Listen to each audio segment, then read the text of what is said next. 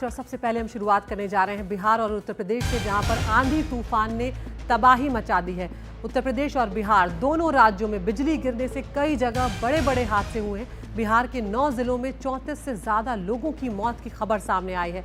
बिहार के नालंदा में अलग अलग हादसों में 22 लोग अपनी जान गंवा चुके हैं। बहुत बड़ा ये आंकड़ा है, बहुत बड़ा ये नंबर है। 22 लोगों की जान अकेले नालंदा के आसपास गई है। सहरसा, जमुई में अलग अलग हादसे हुए, यहाँ पर 3-3 लोगों की जान चली गई है। मृतकों के परिजनों को नीतीश सरकार की तरफ से 4-4 लाख रुपए के मुआवजे देने का ऐलान किया है, लेकिन यहाँ पर कुदरत का कहर कुछ इस तरह से टूटा कि कई लोगों की जान अब चली गई है। अभी तक कुल 22 लोगों की मृत्यु हुई है, जिसमें 21 लोगों की मृत्यु आंधी के कारण हुई है, कहीं दीवार गिरने से, कहीं पेड़ गिरने से, और एक व्यक्ति की मृत्यु वज्रपात से हुई है। तो माननीय मुख्यमंत्री जी ने सभी को मुआवजा देने का तत्काल निर्देश दिया है और इसके लिए कार्रवाई भी शुरू कर दी गई है। सभी मृतकों को 4-4 लाख रुपए की जो अनुग्रह अनुदान होता है वो दिया जाएगा। तो यूपी में आंधी तूफान और बिजली गिरने से नुकसान हुआ है। उत्तर प्रदेश में 22 लोगों की मौत का आंकड़ा सामने आया है और यूपी के कई जिलों में मकानों को नुकसान पहुंचा है।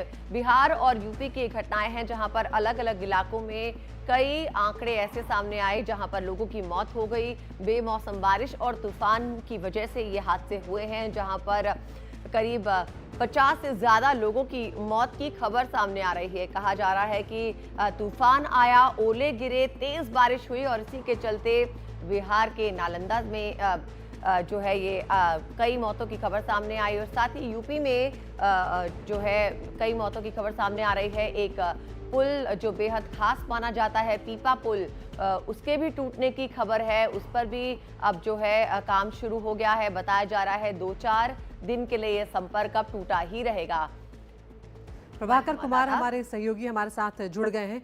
प्रभाकर, इस वक्त क्या डिटेल्स मिल रहे हैं, क्योंकि कई जिले बुरी तरह प्रभावित हुए। कुदरत का कुछ ऐसा कहर देखने को मिला है कि कई लोगों की जान तक चली गई है। जी बिल्कुल, जो सरकारी आंकड़े हैं वो लगभग बिहार में 34 बताए जा रहे हैं। 34 के आसपास मौतें हुई हैं कल, और ये जो आंधी तूफान अचानक आया था उससे हुआ है। इसमें जो सबसे ज्यादा नुकसान हुआ है वो किसानों का हुआ है, जो फसल का नुकसान हुआ है, जिसका आकलन अभी होना बाकी है, लेकिन उनकी फसल बर्बाद हो गई है।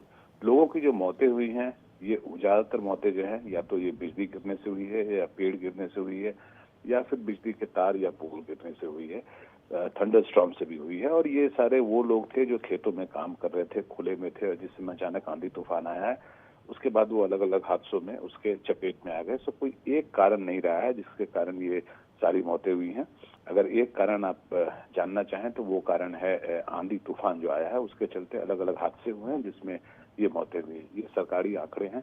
4 लाख मुआवजे की घोषणा की है बिहार सरकार ने, लेकिन ये आंकड़े बढ़ सकते हैं।